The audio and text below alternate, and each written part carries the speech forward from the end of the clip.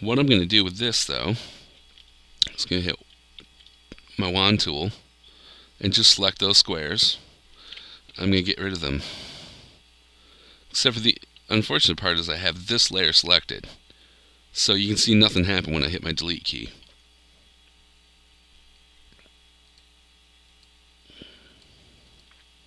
So what I want to make sure is that you're deleting on the layer that you have selected. So I'm going to hit delete now, and you can see that that disappears from my picture. And now I hit M for marquee. Even though I use the wand tool, it's still created a marquee. M for marquee, right click, deselect. And now I can turn my squares back on. You can see my squares don't have a drop shadow anymore. I can turn my drop shadow back on, but this time I'm going to double click my drop shadow.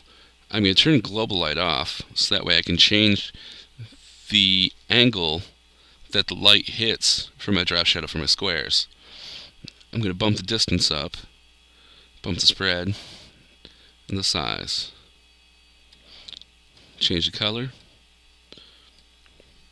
So I can have multiple elements and then be able to affect them separately.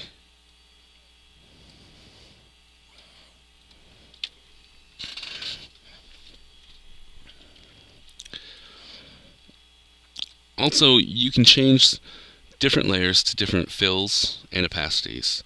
Opacity will change the entire layer look. Fill will change the interior.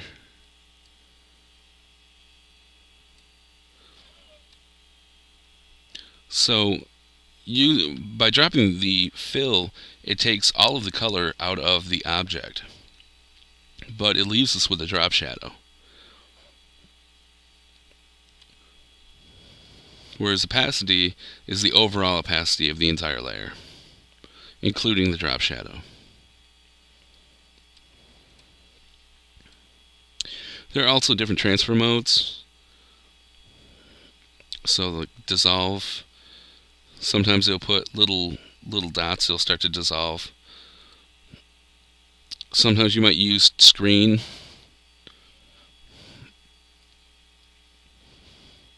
Overlay. Soft light, you can see it kind of blends a little bit. Sometimes you have to use different effects to achieve different results.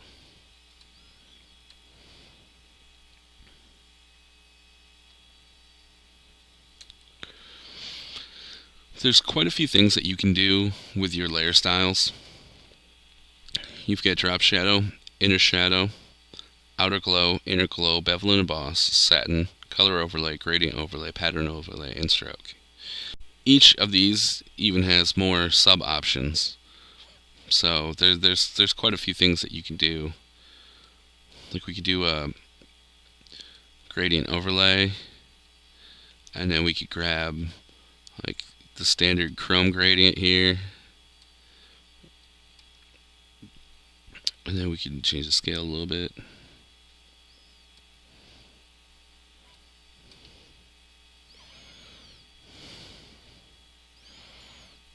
And we can bevel and emboss.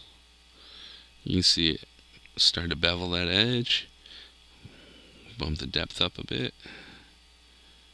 Bump the size. Soften it up.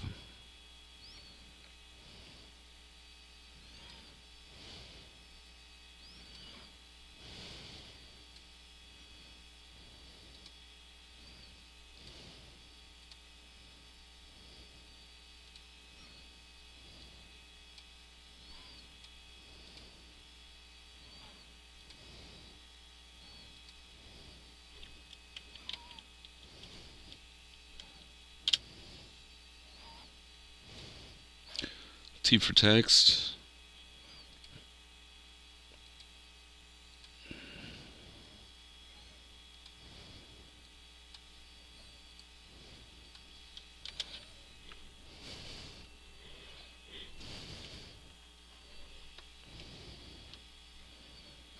You can also apply some layer effects to text.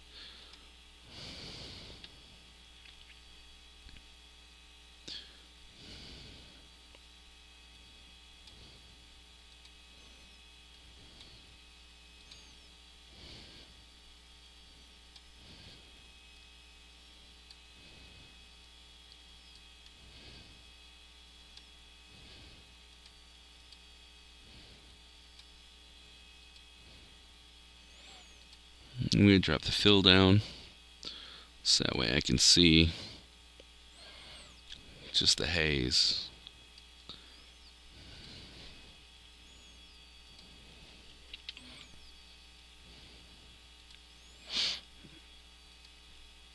Now with the letter select, I can hit V for move and then use my arrows to nudge.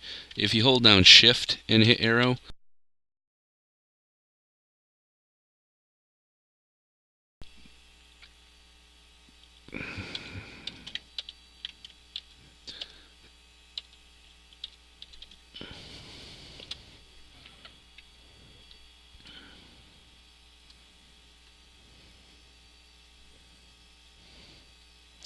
you can also draw like elliptical masks, single row masks, marquees. If I hold down shift, it'll lock to be a perfect circle.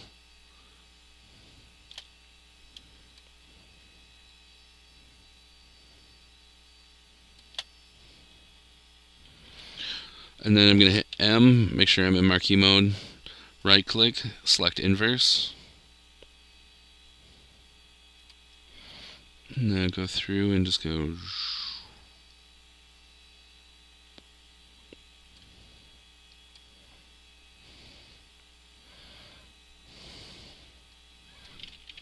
marquee, deselect.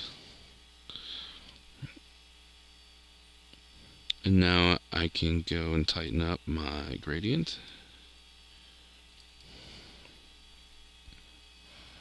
Scale it back down. I can also take and move the gradient as well. Reverse. Probably should have it reversed.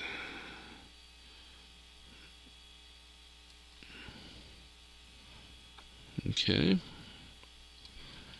Hit V. Move this back down a little bit.